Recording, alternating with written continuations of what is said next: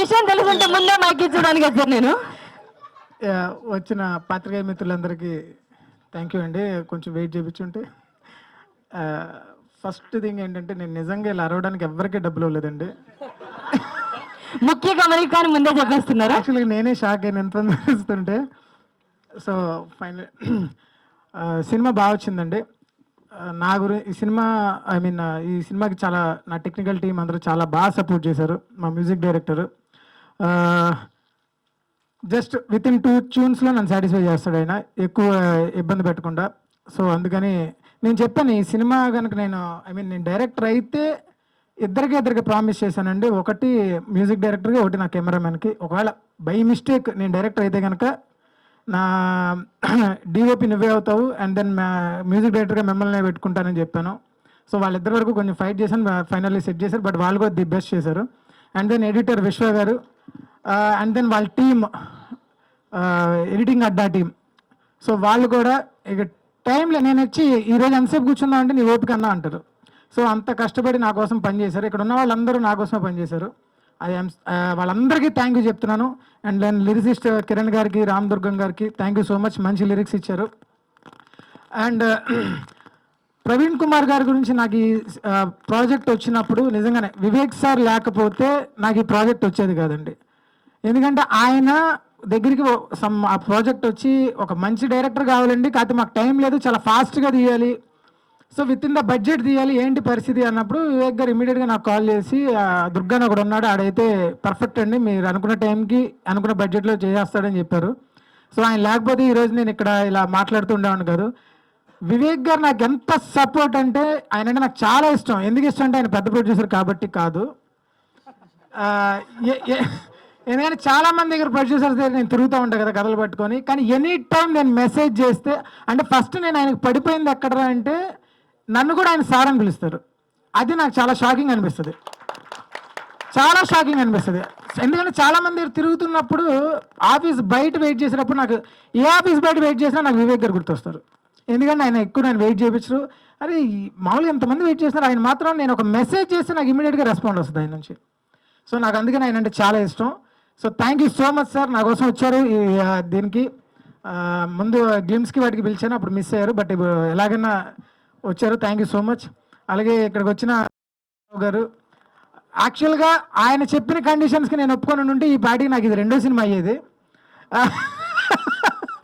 So ఆయన అన్నట్టు చిన్న కోల్డ్ వార్గా ఏం కాదు, ఏదో చిన్న డిస్కషన్. ఆయన పాపం నాకు అన్నీ నువ్వు డైరెక్షన్ చేయండి అన్నీ చూసుకుంటా కదా అని అన్నారు. కానీ నేనే కొంచెం ఓవరాక్షన్ చేసి బయటకు వచ్చేసాను.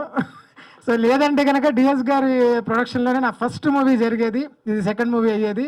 ఈపాటికి మీడియాలకి కొంచెం నా ఫేస్ కూడా బాగా తెలిసేది. So thank you so much sir, అవన్నీ నా కోసం వచ్చారు మీరు, నాకు తెలుసు. థ్యాంక్ యూ సో మచ్, నాకు సపోర్ట్ చేయడానికి వచ్చారు. సో అలాగే మా హీరో గారు, ఆయనలో నాకు నచ్చిన విషయం ఏంటంటే ఆయన ఎక్స్పీరియన్స్ నా మీద రుద్దలేదు. అది నాకు చాలా బాగా నచ్చింది. ఫస్ట్ ఆయన ఏ రోజైనా కానీ నా దగ్గర స్టూడెంట్ లాగానే, ఏం చేద్దాం సార్ ఇప్పుడు, ఏం నెక్స్ట్ చూడండి, అవునా, క్వశ్చన్స్ అడిగేవారు కాదు, ఇది ఎందుకు జరుగుతుంది, ఇది ఎందుకు తీస్తున్నారని అడిగేవారు కాదు. నేను ఏం చెప్తే అది చేయడానికి రెడీగా ఉన్నారు. ఎనీ టైం మీరు ఏ టైం అన్నా చెప్పండి, లేట్ అవుతుంది సార్ అంటే అవుద్దా, ఓకే ఫిక్స్, మెంటలీ ప్రిపేర్ అయిపోయిందండి, వాళ్ళని ఇష్టం అనేవారు. సో నందకిషోర్ గారు ఈ సినిమా చేయకపోతే ఆ క్యారెక్టర్ నేను ఎవరిని ఊహించుకోవాలో నాకు క్లారిటీ లేదండి, అంత బాగా చేశాడు ఆయన.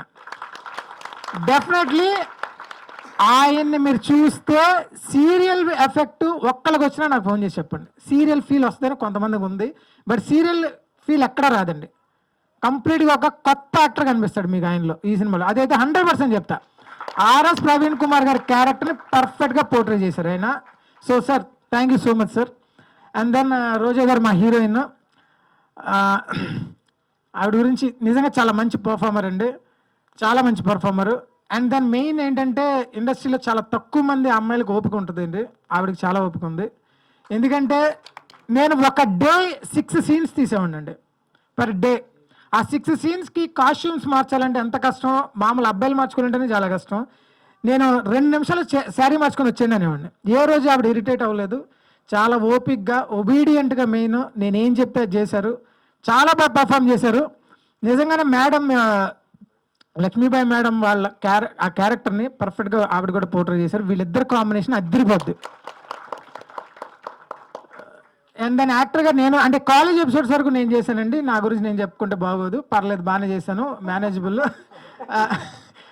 యాక్చువల్గా ప్రవీణ్ సార్ గురించి నాకు చాలా ఇన్స్పైరింగ్ ఆయన గురించి తెలుసుకుంటున్న కొద్దీ ఫస్ట్ నేను కథ రాసేటప్పుడు 2 గంటల సినిమా ఇప్పుడు ఈయన మీద ఏం రాయాలని ఇంటర్వ్యూస్ చూడడం స్టార్ట్ చేశాను.